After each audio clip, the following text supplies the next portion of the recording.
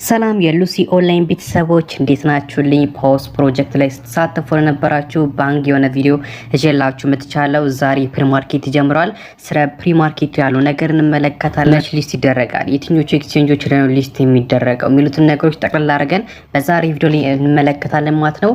ወደ ቪዲዮ ከመሄዳችን በፊት ግን ለሉሲ ኦንላይን አዲስ ከሆናችሁ ሰብስክራይብ በማድረግ አዳዲስ ኦንላይን ቲፖችን ማግኘት ትችላላችሁ። ከክሪፕቶ ጋር የተገናኘ ነው ይችላል፣ እንደዚሁም ከኦንላይን ነገሮች የተገናኙ መረጃዎችን ማግኘት ይችላላችሁ። እንደዚሁም ደግሞ ላይክ እያደረጋችሁ ሰፖርት ማድረጋችሁ እንዳር ሶ ፋሚሊ ወደ ፕሮግራሙ ስናልፍ ዛሬ 7 ሰዓት ላይ ፕሪማርኬት ጀምሯል።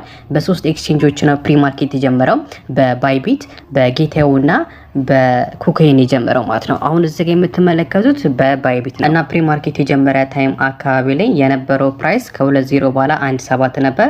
ቀደም ደግሞ ከ20 በኋላ 3 ምናምን ገብቶ ነበር እና ልክ እንደዚህ እየጨመረ እየቀነሰ ነው ያለው። አሁን ብታዩት ደግሞ እዚህ ጋር ከ30 በኋላ 4 ገብቷል ማለት ነው። እና ፕሪማርኬቱ ይህን ይመስላል። አንድ ፕሮጀክት ሊስት ከመደረገው በፊት ፕሪማርኬት አለውና ፕሪማርኬቱ ላይ ያለው ፕራይስ መጨረሻ ከሚኖረው ፕራይስ ከሊስቲንግ ጋር ይመሳሰላል ተብሎ ይጠበቃል። እና እዚህ ጋር የምታዩት ገና መጀመሩ ነው። ከጀመረ ገና አንድ ሰዓት ራሱ አልሞላም፣ ወደ 40-30 ደቂቃ አካባቢ ነው። ስለዚህ ዋጋ ይጨምራል ይቀንሳል እና በዚህ መንገድ ፕሪማርኬት ማየት ትችላላችሁ። ግን እዚህ ጋር ማወቅ ያለባችሁ እናንተ መሸጥ አትችሉም። ለኤርድሮፕ እንደዚህ ለክሪፕቶ አዲስ ከሆናችሁ ፕሪማርኬት ላይ መሸጥ አትችሉም። ፕሪማርኬት ሌላ ነገር ነው። ፕሪማርኬት ላይ ቀድሞ እነዚህ ፖስት ቶክን ያላችሁ ሰዎች ምናምን ናቸው መሸጥ የሚችሉ። ለምሳሌ የፖስት ሆልደሮች ሊሆኑ ይችላሉ እንጂ እኛ አይደለም። እኛ መቼ ነው የምንሸጠው? ወደ ኋላ ቀኑን የማሳወቀው። ስለዚህ በዚህ መንገድ ፕሪማርኬቱን መመልከት ይችላላችሁ። ጌቴም ኩኮይሌም ታገኛላችሁ ማለት ነው። በቀጣይ የምንመለከተው ደግሞ ያው ፖስት መቼ ነው ሊስት የሚደረገው የሚለው ነገር ነው። ያው የተለያዩ ቦታዎች ላይ ሰምታችኋል ብዬ አስባለሁ። ፖስት ሊስት የሚደረገው ማርች 18 ነው። ከ11 ቀን በኋላ ሊስት የሚደረግ ይሆናል። ዛሬ ማርች 7 ነው። ስለዚህ ከ11 ቀን በኋላ ማርች 18 ነው ሊስት የሚደረግ ይሆናል። የፊታችን ማክሰኞ ሳምንት ማለት ነው ሊስት የሚደረግ። በተጨማሪም ክሌሚንግ የሚጀምርበት ቀን ደግሞ ማርች 11 ነው፣ የፊታችን ማክሰኞ ማለት ነው። እና ከማርች 11 ጀምሮ በ3 ቀን ምናምን ክሌሚንግ ተደርጎ እንደሚጠናቀቅ ይፋ አድርጓል። ስለዚህ የፊታችን ማክሰኞ ክሌሚንግ ስለሚጀመር የምትጠቀሙበት ወይም ደግሞ ክሌም የምታደርጉትን ኤክስቼንጅ ማዘጋጀታችሁ እንዳረሱ። እዚህ ጋር ማወቅ ያለባችሁ በሁለት ኤክስቼንጆች ሊስት ይደረጋል፣ በዲኤክስ እና ሲኤክስ። ዲኤክስ የምላቸው ዲሴንትራላይዝድ ኤክስቼንጆች ናቸው። ማለትም እንደዚህ መሸጥ ማችሉባቸው ኤክስቼንጆች አሉ አይደል? ለምሳሌ ቢትኪት ኤክስቼንጁ ሳይሆን ዋሌት አለ መሸጥ አንችልም። ለምሳሌ እነ ቶንኪፐር አሉ፣ እነ ሶላና ምናምን አሉ፣ እነ ፋንተም ምናምን እነሱ ላይ መሸጥ አንችልም። ያው ስዋፕ ማድረግ ነው እንጂ መሸጥ አንችልም።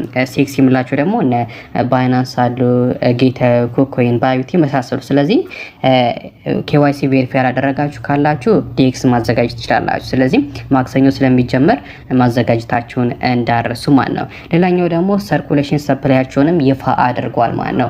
ሰርኩሌሽን ሰፕላያቸው ስንት ነው?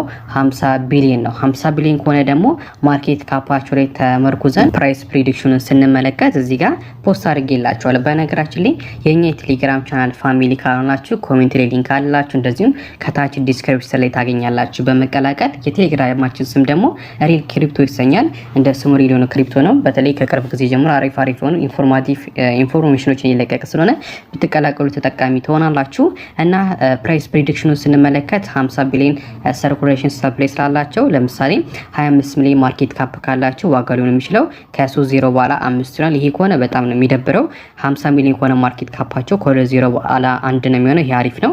ከዛ 100 ሚሊዮን ሲሆን ደግሞ ከ20 በኋላ 2 ይሆናል። እያለ እየጨመረ የሚሄደው ነው። ስለዚህ ያላቸው ሰርኩሌሽን ሰፕላይ ተመርኩዘን ማርኬት ካፓቸውን ስለታወቀ ተመርኩዘን ፕራይስ ፕሪዲክሽናችን ይህን ይመስላል። ስለዚህ በዚህ መሰረት መመልከት ትችላላችሁ ማለት ነው።